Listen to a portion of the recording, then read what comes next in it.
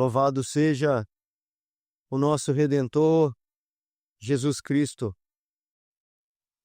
Abramos mais uma vez, amados irmãos, o livro do profeta Daniel, capítulo 8. Como eu aviso toda vez, ao menos 2 vezes por domingo, no culto da manhã e no culto da noite. O texto da mensagem nós não projetamos para que não percamos o costume de achar os textos na Escritura. Daniel, capítulo 8. Hoje, a segunda parte, continuação daquilo que nós começamos já no domingo passado.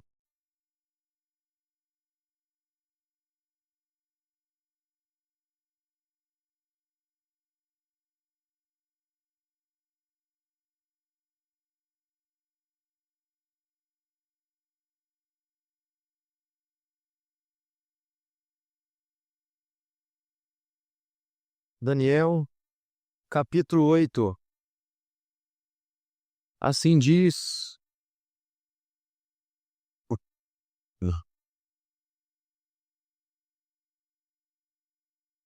a visão sobre um carneiro e um bode. No ano 3º do reinado do rei Belsazar, eu, Daniel, tive uma visão, depois daquela que eu tivera a princípio. Quando a visão me veio, pareceu-me estar na cidade de Suzã, que é província de Elão, e vi que estava junto ao rio Ulai. Então, levantei os olhos e vi, eis que diante do rio estava um carneiro, o qual tinha 2 chifres, e os 2 chifres eram altos, mas um mais alto do que o outro, e o mais alto subiu por último. Vi que o carneiro dava marradas ou chifradas para o ocidente e para o norte e para o sul, e nenhum dos animais lhe podia resistir, nem havia quem pudesse livrar-se do seu poder. Ele, porém, fazia segundo a sua vontade, e assim se engrandecia. O 5.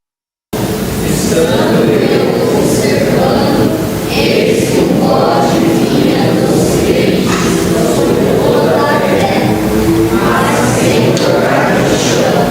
Este bode tinha um chifre cortado no meio dos olhos. Dirigiu-se ao carneiro que tinha os 2 chifres, o qual eu tinha visto diante do rio, e correu contra ele com todo o seu furioso poder.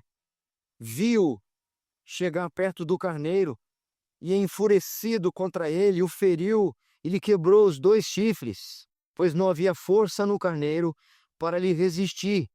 E o bode o lançou por terra e o pisou aos pés, e não houve quem pudesse livrar o carneiro do poder dele. O bode se engrandeceu sobremaneira, e na sua força quebrou-se-lhe o grande chifre, e em seu lugar saíram 4 chifres notáveis para os 4 ventos do céu. De um dos chifres saiu um chifre pequeno e se tornou muito forte para o sul, para o oriente e para a terra gloriosa. Cresceu até atingir o exército dos céus. Alguns do exército e das estrelas lançou por terra e os pisou. 11.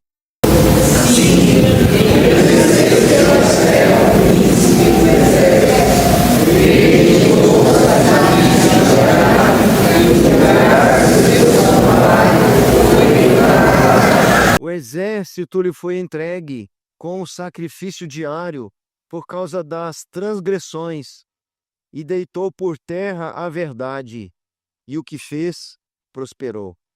Depois ouvi um santo que falava, e disse outro santo àquele que falava: até quando durará a visão do sacrifício diário e da transgressão assoladora, visão na qual é entregue o santuário e o exército a fim de serem pisados? Ele me disse: até 2.300 tardes e manhã, e o santuário será purificado. Havendo eu, Daniel, tido a visão, procurei entendê-la, e eis que se me apresentou diante uma como aparência de homem. 16.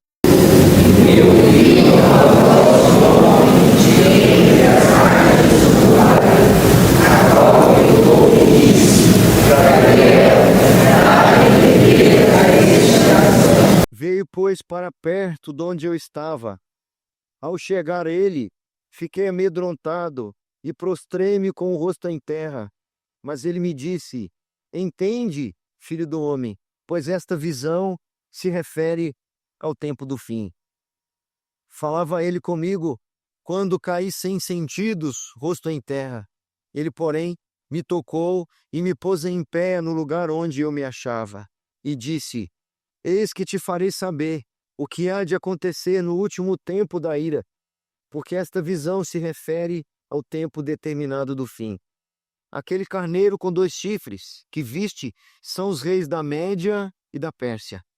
Mas o bode peludo é o rei da Grécia. O chifre grande entre os olhos é o primeiro rei. 22.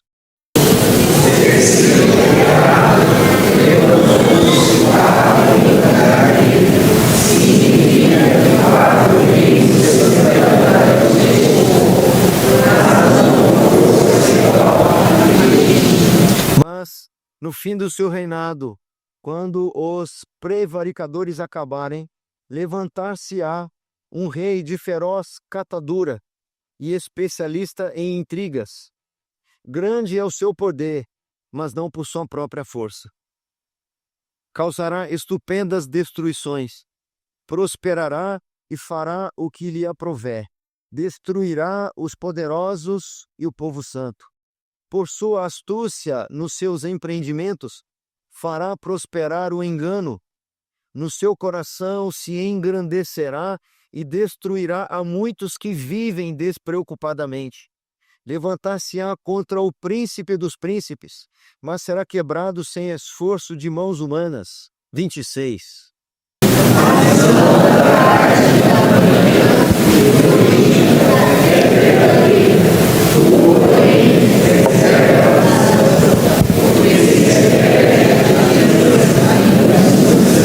Eu, Daniel, enfraqueci e estive enfermo alguns dias.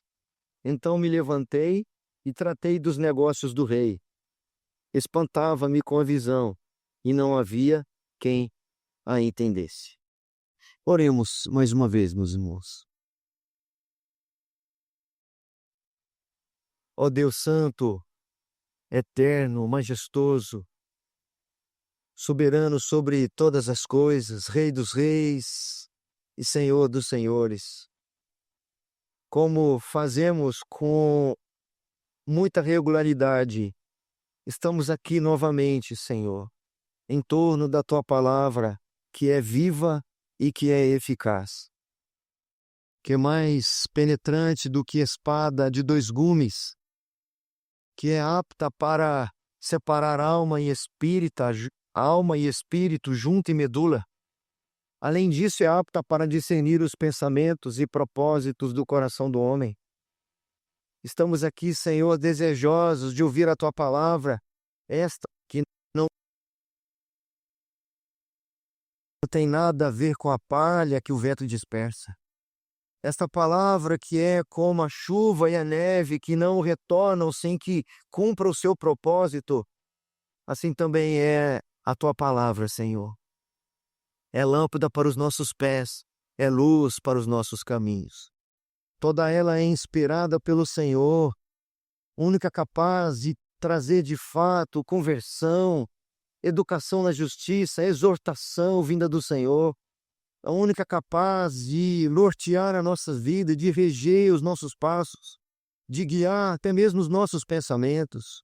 Ó Senhor, que a boa semente da Tua palavra, seja semeada em corações preparados pelo Teu discernimento,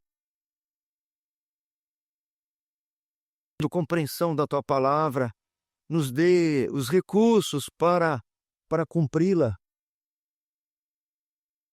e para ensiná-la. Senhor, Eis aqui uma porção da tua igreja, trazida pelo Senhor mesmo, povo de tua propriedade exclusiva. Desperte em nós o desejo por tua palavra, assim como o recém-nascido pelo leite materno. Desejamos a tua presença, Senhor, a tua companhia, mais do que os guardas pelo romper da manhã. Mais do que os guardas pelo romper da manhã. É no nome, é na mediação, é no favor de Cristo Jesus que nós oramos. Amém. Lá no capítulo 2, nós tivemos a descrição de uma imagem que fora objeto do sonho de Nabucodonosor. A imagem composta por 4 materiais distintos, começando com a cabeça de ouro e terminando com as pernas e os pés de ferro. Podemos compreender o significado de cada um desses materiais que compunham aquela estátua. Saltando para o capítulo 7, Daniel tem também uma visão e detalhes distintos, mas ele vê 4 animais cujas características demonstram o mesmo significado da imagem que Nabucodonosor sonhara lá no capítulo 2, significando 4 reinos distintos. O primeiro animal, ou a cabeça de ouro, o primeiro reino, o reino em que ele estava inserido, que era da Babilônia. E percorrendo outros 3 depois da Babilônia, um sucedendo o outro. E o que sucede o anterior é ainda mais feroz, ainda mais sagaz do que o anterior.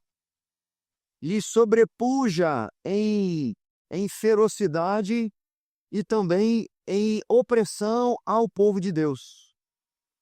Chegamos ao capítulo 8 e Daniel tem uma visão que é uma espécie de reprodução das visões anteriores, do capítulo 2 e do 7.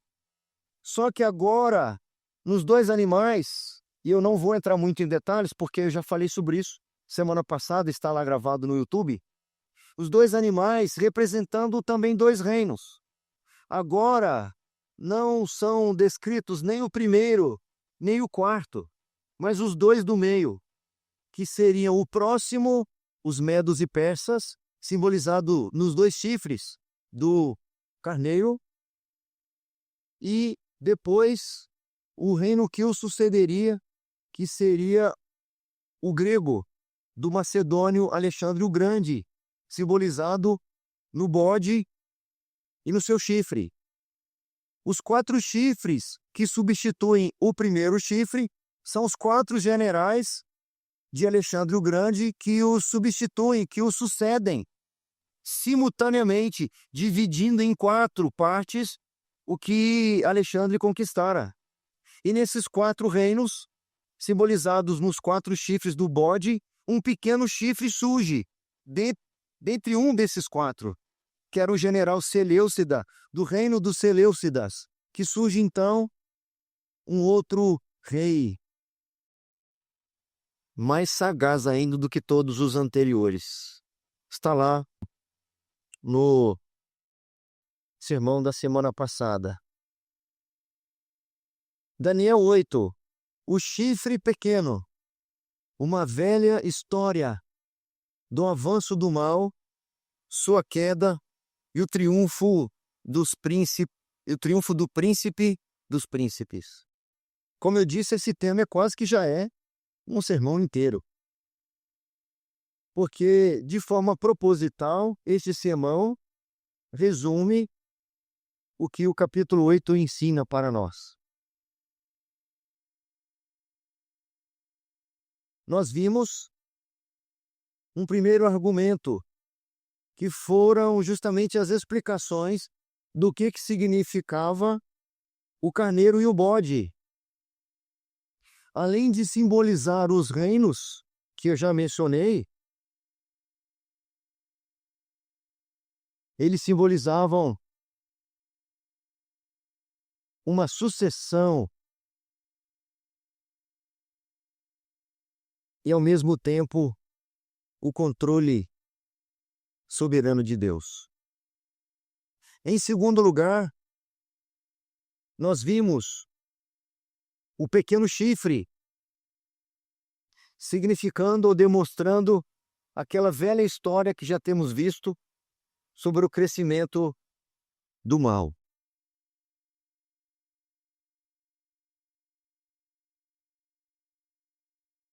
Dentre as explicações destes símbolos aqui apresentados, faltaram dois que eu preciso explicar seus significados. O primeiro deles é quando encontramos a expressão o exército dos céus. Daniel vai dizer que aquele pequeno chifre, lá no versículo 10, ele diz o seguinte: cresceu até atingir o exército dos céus. Eu preciso saber que exército dos céus é esse. Porque até aqui eu já sei que esse rei que se refere é um rei humano, é uma pessoa. Esse chifre pequeno nada mais é do que um rei humano, poderoso, sagaz, feroz. Mas ele cresceu até atingir o exército dos céus. E na continuação do versículo 10 nós temos: a alguns do exército e das estrelas lançou por terra e os pisou. Quando nós lemos o 11 e o 12, encontramos Daniel dizendo: sim, engrandeceu-se até ao príncipe do exército. Preciso saber também o que significa essa expressão. Então, essas duas expressões são significativas para nós. Dele tirou o sacrifício diário, ou seja, desse príncipe do exército, tirou o sacrifício diário, impedindo o sacrifício diário que se fazia a ele. E o lugar de seu santuário, o santuário desse príncipe do exército, foi deitado abaixo. E ainda o 12, o exército lhe foi entregue com o sacrifício diário por causa das transgressões. E deitou por terra a verdade, e o que fez, prosperou. O exército dos céus a que se refere Daniel significa o povo de Deus. Se eu substituir a expressão exército dos céus aqui nessa passagem pelo povo de Deus, nós entenderemos como foi possível lançar alguns do exército e das estrelas por terra e os pisar. Nós encontramos no Antigo Testamento diversas expressões em que o eu é representado nessa expressão, exércitos, ou ainda estrelas. O próprio profeta Daniel vai se referir, lá no capítulo 12, ao povo de Deus como estrelas. Ele vai dizer o seguinte: os que forem sábios, pois, resplandecerão como o fulgor do firmamento, e os que a muitos conduzirem à justiça, como as estrelas, sempre e eternamente. Daniel, então, está se referindo aqui a essas expressões: exército das estrelas, exército dos céus, como o povo de Deus. E esse rei simbolizado nesse pequeno chifre, de acordo aqui com a revelação que Daniel está recebendo, fará isso, lançará por terra e os pisará. Se engrandecerá a tal ponto de até mesmo voltar-se contra o príncipe do exército. Aí a segunda expressão para nós entendermos.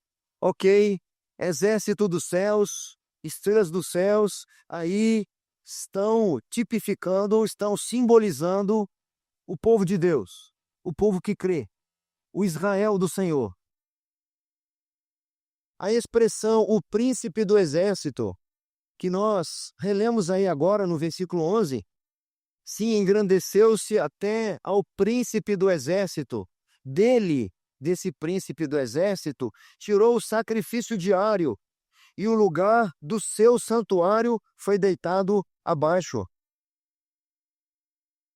Apesar de, na nossa tradução, esse príncipe do exército estar em letra minúscula,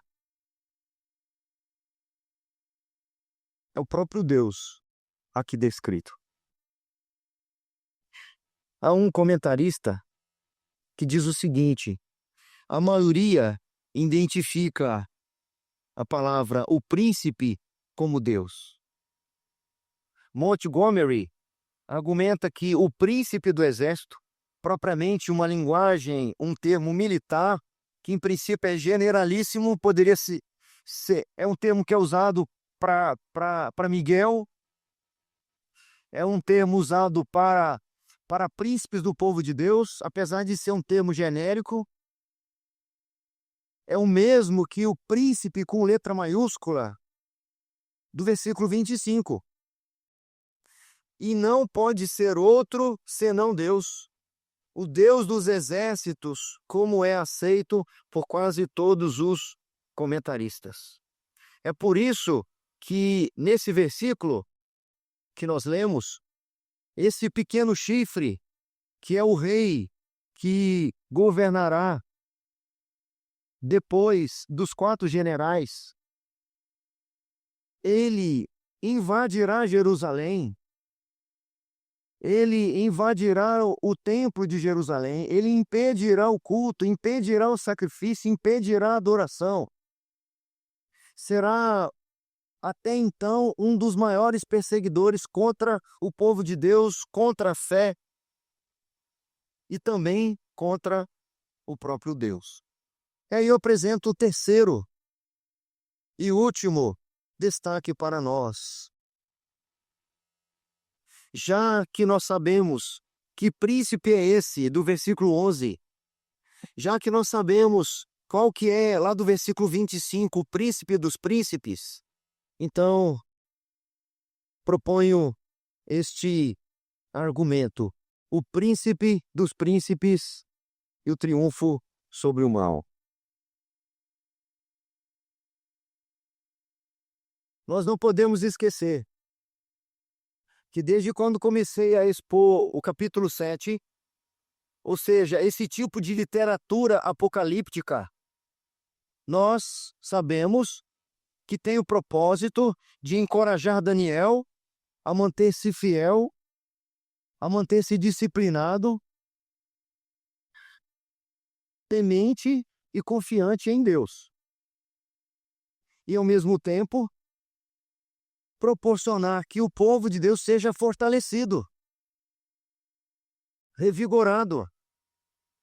Vimos de forma demorada que até mesmo quando se revela acerca do avanço do mal, o Senhor está expressando o seu cuidado e alimentando, sim, a fé do seu povo. Mas vemos também que todas as visões desse tipo de literatura apocalíptica, inclusive no livro de Apocalipse, quando se fala sobre o crescimento do mal, todas as vezes, o filme não termina aí. O texto não termina aí com o avanço do mal. A mensagem não se encerra com as notícias terríveis e horrendas sobre o avanço do mal e sua perseguição sobre o povo de Deus. Toda vez que isso é revelado, e já sabemos quais são os propósitos, revela-se também o triunfo do príncipe dos príncipes. Nós falamos muito aqui sobre reinos se sucedendo nas visões lá do capítulo 2 da imagem de Nabucodonosor, do capítulo 7 dos 4 animais, e aqui agora no capítulo 8 dos 2 animais.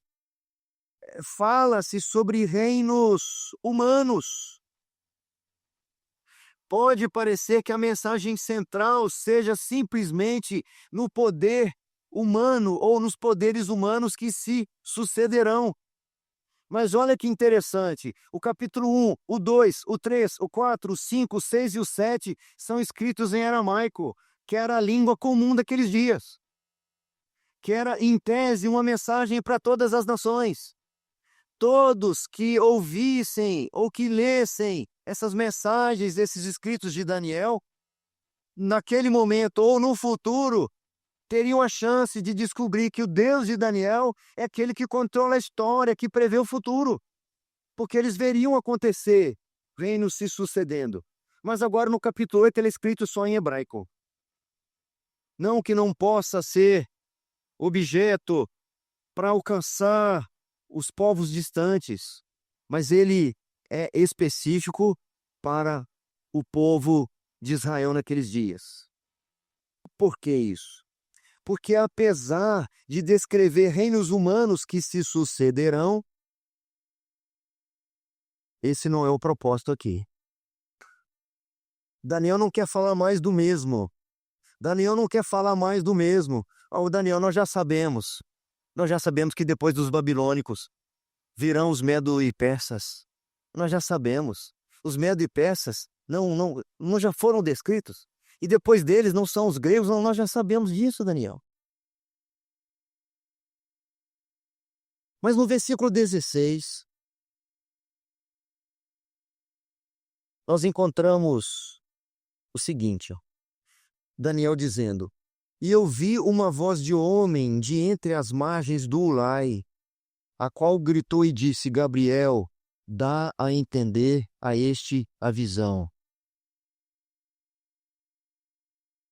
Ele ouviu uma voz de homem de entre as margens, que deu uma ordem para um anjo de grande estatura. Somente Deus poderia dar ordem para Gabriel.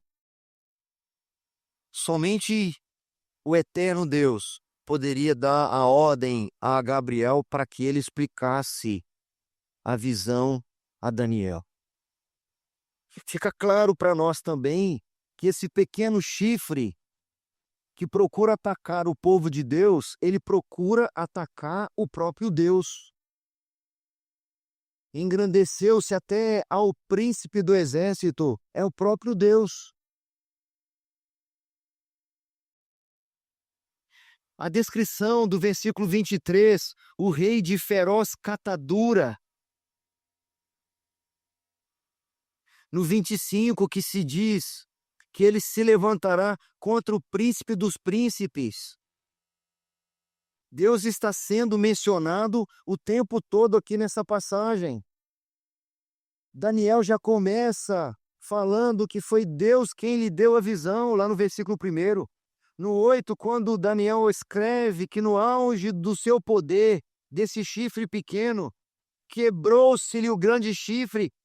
Esse grande chifre era Alexandre o Grande, significa que foi Deus que tirou a vida de Alexandre o Grande.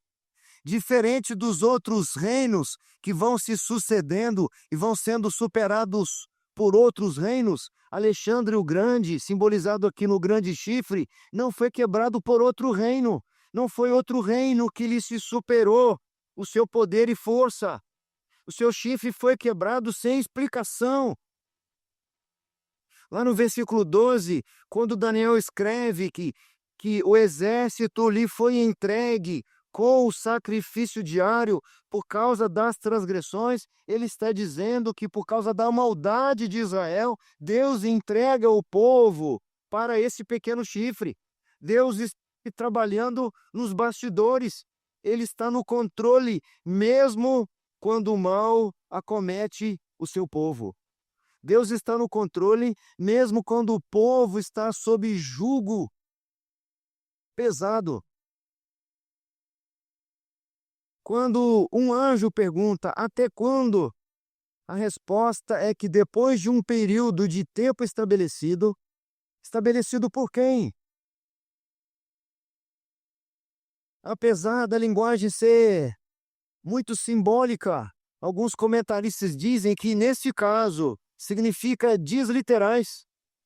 E quando se faz a contagem dos dias de Daniel, dessa profecia, desse reino do pequeno chifre, em torno de 150 anos antes da vinda de Cristo, dá essas tardes e manhãs.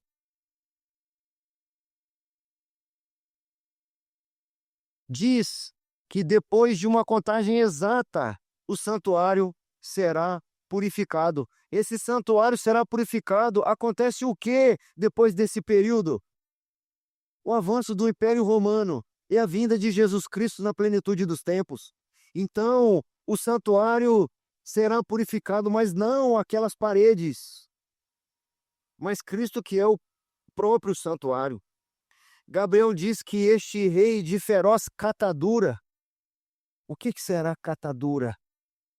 É uma figura poderosa com uma aparência severa, dura e intimidadora. A palavra catadura é isso tudo. Aparência dura, intimidadora, aparência severa. E Daniel diz que além dele ter uma aparência severa, diz que ela ainda era feroz, para dar uma intensidade a mais aqui. E diz que apesar da sua aparência severa, dura, intimidadora, de feroz catadura, será quebrado. Não é por nenhum outro reino, não é por nenhum outro rei. Deus é que vai quebrá-lo, diz o texto, sem esforço de mãos. Lá na visão do capítulo 2 de Nabucodonosor, para destruir aquela imagem de metal, ouro, prata, bronze e ferro, diz que uma pedra foi cortada sem auxílio de mãos. Uma pedra foi cortada e veio e chocou-se contra os pés daquela imagem e ela desmoronou, simbolizando o reino de Cristo.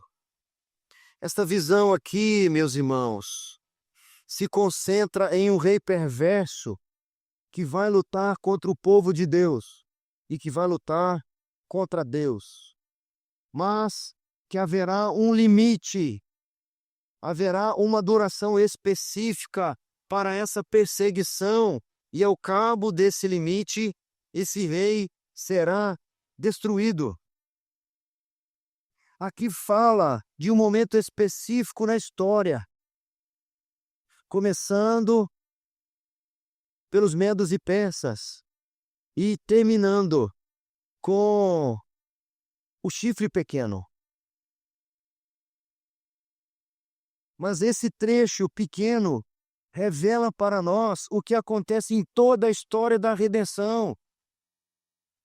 É por isso que Daniel usa expressões como nós temos visto, porque apesar de haver uma mensagem para um tempo específico na história, esta mensagem revela o que acontece em toda a história, desde Gênesis, capítulo 4.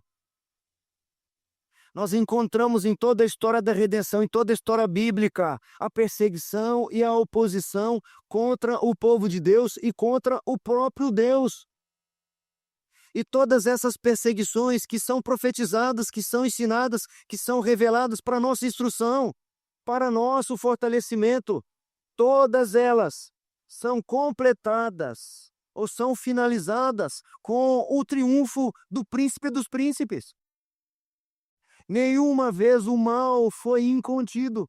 Nenhuma vez o mal ficou incontrolado ou incontrolável. Nunca o povo ficou completamente abandonado. Nunca houve o descontrole para o avanço do mal.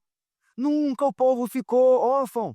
Nunca foram abandonados. Nunca o mal triunfou. Nós vamos encontrar já lá em Gênesis, quando Caim matou Abel, quando o mal perseguindo o bem, o inimigo do povo de Deus, simbolizado ali no Abel, que era o povo de Deus, que era a linhagem da mulher que estaria na sucessão daquele que viria o Messias, sofreu oposição para aquele que era filho das trevas. Diz-nos o texto lá de Gênesis, quando Deus chama Caim e diz: a voz do sangue do teu irmão clama da terra a mim, és agora, pois, maldito por sobre a terra. Sempre haverá um fim para toda maldade, para toda perversão, e todo sangue inocente será clamado diante do reto juiz. A injustiça jamais prevalecerá. Por mais rotineiro que seja para o povo de Deus enfrentar oposição, nós devemos nos sentir encorajados, porque isso testifica que estamos no caminho certo. Isso confirma que estamos do lado certo da história. Estamos ainda que do lado da minoria, estamos do lado certo. Estamos na opção verdadeira e genuína.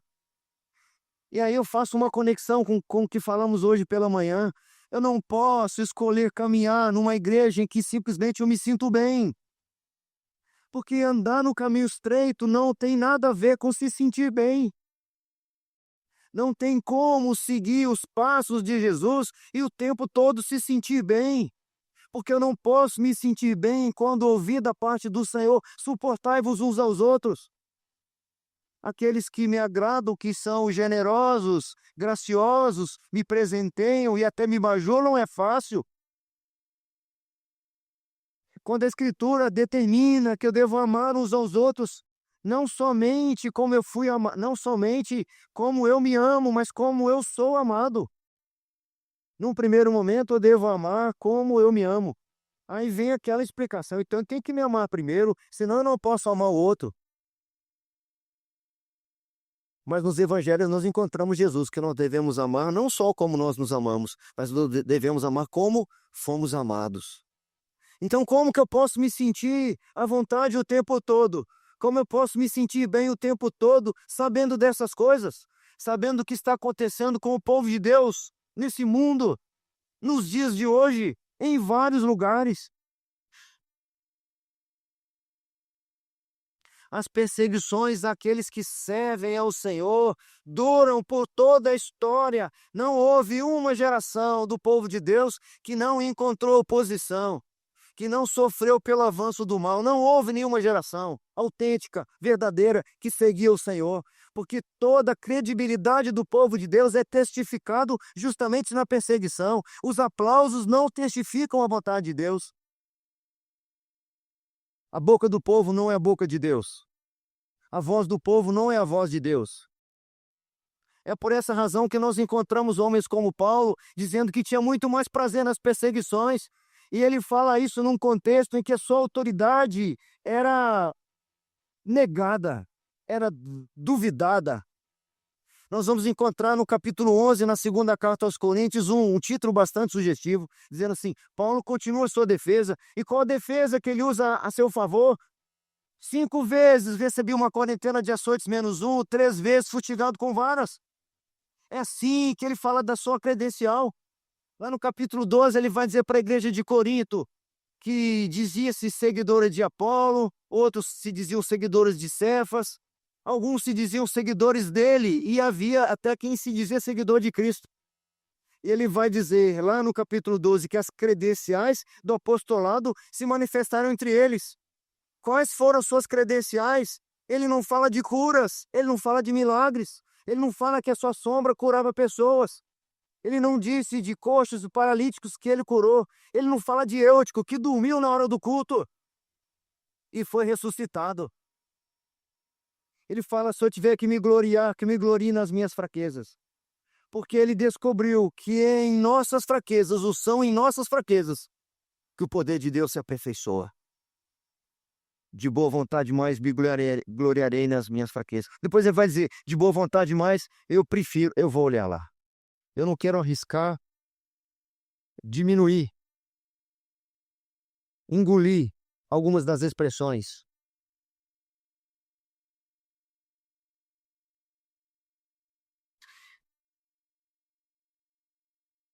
De boa vontade, pois mais me gloriarei nas fraquezas, para que sobre mim repouse o poder de Cristo, pelo que sinto prazer nas fraquezas. Se você sentir a vontade, você repete comigo, por favor. Pelo que sinto prazer nas fraquezas, nas injúrias, nas necessidades, nas perseguições, nas angústias, por amor de Cristo. Porque quando sou fraco, então sou forte. E aí ele vai dizer o seguinte nos versículos seguintes aqui, ó, presta atenção. Tenho me tornado insensato. A isto, a isto me constrangestes. Eu devia ter sido louvado por vós, porquanto em nada fui inferior a esses tais apóstolos, ainda que nada sou. Aí ele completa dizendo, pois as credenciais do apostolado foram apresentadas no meio de vós, com toda persistência, por sinais, prodígios e poderes miraculosos. Porque em que tendes vós sido inferiores às demais igrejas, senão neste fato de eu não ser pesado a vós, perdoai-me nesta injustiça. Ele está se defendendo e o que ele apresenta são justamente as suas fraquezas. As perseguições, aqueles que servem o Senhor, como eu disse, dura por toda a história, mesmo antes de haver um povo estabelecido pelo Senhor. Deus, quando chama Abraão, que é o pai da fé, daqueles hebreus, judeus e da igreja, ele vai dizer para Abraão, sabe com certeza que a tua posteridade será peregrina em terra estranha. Eles foram peregrinos em terra estranha e nós o somos. Nosso sofrimento advém de seguirmos um rei que não é o rei deste século, a seguirmos um reino que não é deste mundo, a seguirmos um caminho que não é largo, adentramos por uma porta que não é espaçosa. Por sermos cidadãos de outro mundo, de uma outra cidade, de uma outra nação, de outra terra. Sabe com certeza que a tua posteridade será peregrina em terra estranha e será reduzida à escravidão e será afligida por 400 anos. Mas a história não termina aí. A profecia não termina no cativeiro. A profecia de Daniel não termina com o chifre pequeno. O Apocalipse não termina com a vitória da besta. Continuando aqui, Deus falando para Abraão, mas também eu julgarei a gente a que tem de sujeitar-se, e depois sairão com grandes riquezas. E nós vamos encontrar nos dias de Moisés, de Josué, nos dias dos juízes, nos dias dos profetas, Isaías, Jeremias e nos dias de Daniel, e posteriormente até a consumação dos séculos.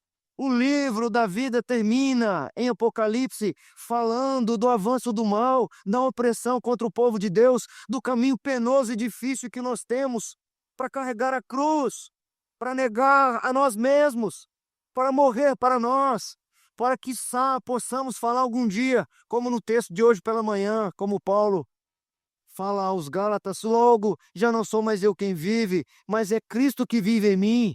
Quiçá possamos nós todos um dia na nossa caminhada dizer isso também. Aprendemos com grande devoção e a graça do Senhor a negar a nós mesmos. Temos prazer agora em morrer para nós mesmos. Temos prazer em carregar a nossa cruz. Porque temos cada vez que andamos nesses caminhos tortuosos, desse mundo que não é o nosso, que não nos pertence, temos cada vez mais confirmado que nós não somos cidadãos deste reino. E com a convicção que esse caminho estreito, ele finaliza com a vitória. Que esse período de escravidão no deserto termina com as riquezas. Nosso Senhor Jesus Cristo, ele diz aos seus seguidores: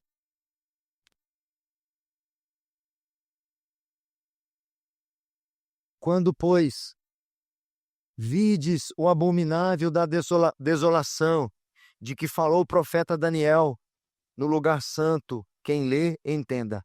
Aqui para nós, essa citação que Jesus faz de Daniel mostra para nós a amplitude da visão de Daniel. Daniel está falando de um período específico da história, da perseguição e do triunfo do príncipe dos príncipes. Mas Jesus está trazendo para a consumação dos séculos a mesma profecia de Daniel. Por isso que a profecia de Daniel, apesar de estar relativamente restrita a um período da história, ela pode ser ampliada. Quando, pois, virdes o abominável da desolação de que falou o profeta Daniel, alguém pode dizer, não, mas isso já se cumpriu. Se cumpriu lá naqueles dias, mas continua o seu cumprimento. Então os que estiverem na Judéia fujam para os montes. Logo em seguida, à tribulação daqueles dias, o sol escurecerá, a lua não dará sua claridade, as estrelas cairão do firmamento e os poderes do céu serão abalados. Terrível notícia. O avanço do mal.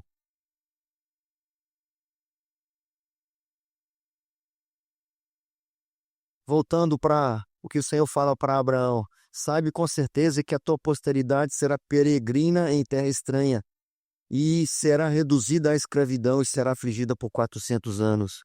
Que notícia dura é essa? Mas o povo de Deus é fortalecido, porque essa mensagem nos encoraja, como nós já vimos. E ela não termina aí. No sermão profético de Jesus, que começa lá em Mateus 24, que eu estou lendo um trecho, ele diz, logo em seguida, à tribulação daqueles dias, o sol escurecerá, a lua não dará sua claridade. Isso eu falei, eu estou repetindo, né? As estrelas cairão do firmamento e os poderes do céu serão abalados. Então,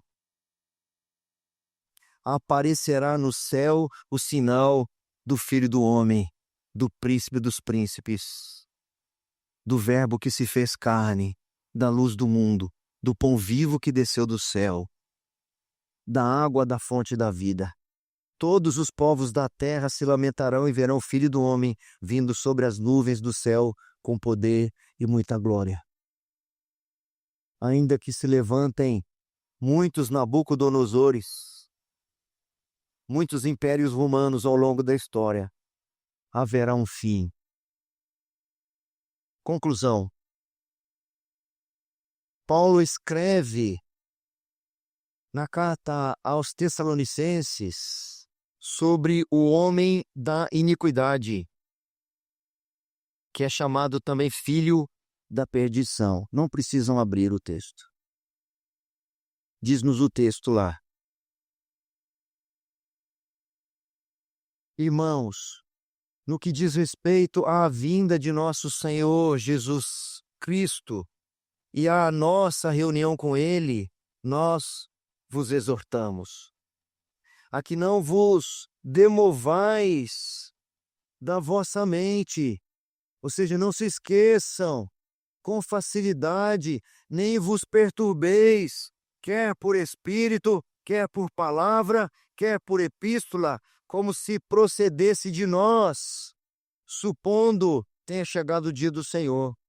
Ninguém, de modo nenhum, vos engane, porque isto não acontecerá sem que primeiro venha a apostasia e seja revelado o homem da iniquidade, o filho da perdição, o qual se opõe e se levanta contra tudo que se chama Deus ou é objeto de culto, a ponto de assentar-se no santuário de Deus, ostentando-se como se fosse o próprio Deus.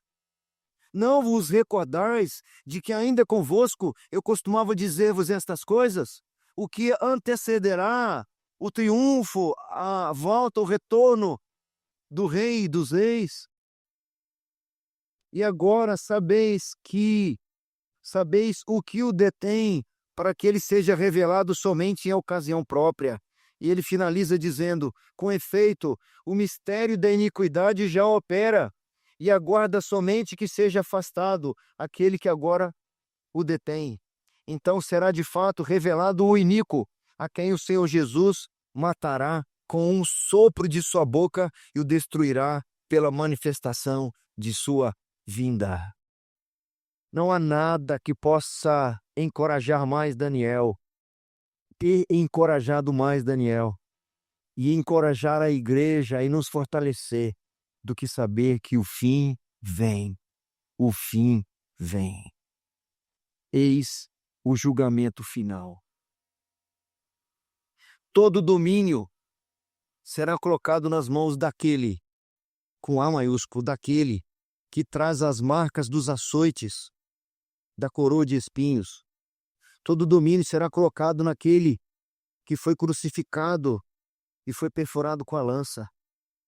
O título Senhor será exclusivamente dele, e os que o amaram e se submeteram a ele, através do arrependimento e da fé no Evangelho, compartilharão da sua glória, usufruirão do seu triunfo e da sua vitória. Aqueles que nele creem, que se sujeitam a ele, se alegrarão na insondável maravilha de estarem para sempre com ele como cidadãos do reino, deste reino que jamais passará. Eis-nos nossa esperança. Eu falei sobre essas coisas há algumas semanas na quarta-feira e disse como que eu poderia envelhecer sem ouvir essas coisas bem. Como que eu poderia distanciar-me da juventude? Como que eu poderia caminhar para o fim da minha vida sem ter esta esperança? Como lidar com a decomposição do meu corpo sem saber da viva esperança em Jesus Cristo? Como Paulo falando aos mesmos crentes de Corinto, por isso não desanimamos, ainda que o nosso homem exterior se corrompa, contudo o nosso homem interior se renova de glória em glória. Por quê? Por quê? Porque a nossa leve e momentânea tribulação produz para nós eterno peso de glória, acima de toda comparação. Sabe por quê? Porque não atentamos nós nas coisas que se veem, mas nas que não se veem. Porque as que se veem são passageiras, e as que não se veem, essas são eternas. Compensa permanecer fiel a Deus em um ambiente hostil? Compensa? Compensa manter-se dedicado aos seus pés, obediente à sua palavra, dedicando-se com zelo às suas coisas?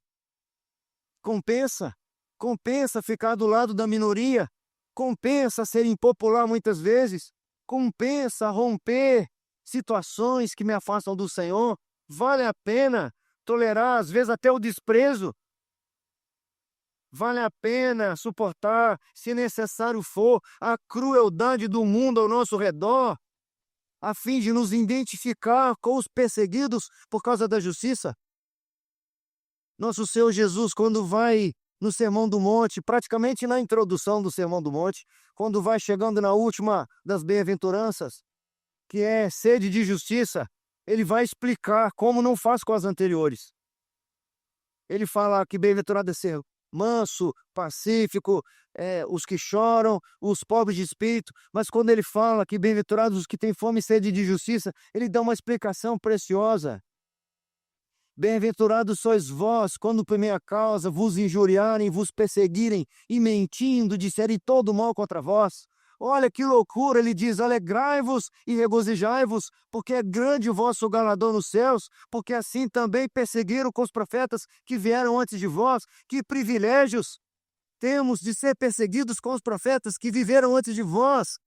Os crentes do Senhor martirizados não são pobres coitados. Ter de levantar mais cedo para ir para a igreja não é sofrimento. Ter de vir aqui 2 vezes não é sofrimento. Ter de se empenhar um pouquinho pelas coisas do Senhor não é sofrimento. É lucro precioso. É privilégio para nós. E que os nossos familiares nos persigam por conta de nosso empenho contra o mar. Que aqueles amigos se afastem por causa da nossa fidelidade ao Senhor. Que o mundo se escarneça de nós. E que, se necessário for, soframos até as crueldades e as perversões desse mundo. Por amor de Cristo. O sonho vindo da parte de Deus foi a resposta que Daniel necessitou para ser encorajado, e é também o que é suficiente para encorajar a igreja de Cristo, para que permaneçam perseverantes até o fim. A mensagem central desses textos aqui, de Daniel, é muito evidente para nós. Para nos garantir que nós jamais desejemos estar do lado da maioria. Que nós jamais desejemos ou cobicemos os manjares daqueles que estão no caminho largo. Não vale a pena. Futuro não pertence a eles. Pertence a nós. Ousemos permanecer firmes, assim como Daniel, ainda que estejamos sozinhos. Que Deus nos abençoe, nos dê graça.